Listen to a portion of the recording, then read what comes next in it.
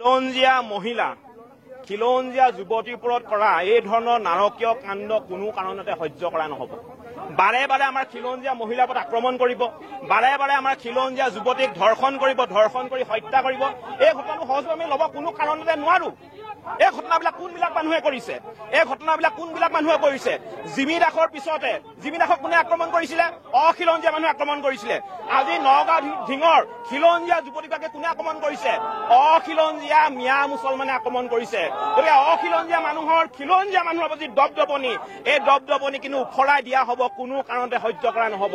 আজি শিৱসাগৰত থকা যিসকল খিলঞ্জীয়া ভূমিপুত্ৰ মুছলমান মানুহ আছে, এই খিলঞ্জীয়া ভূমিপুত্ৰ মুছলমান মানুহখিনি ওলাই আহিছে। কি কাৰণে ওলাই আহিছে?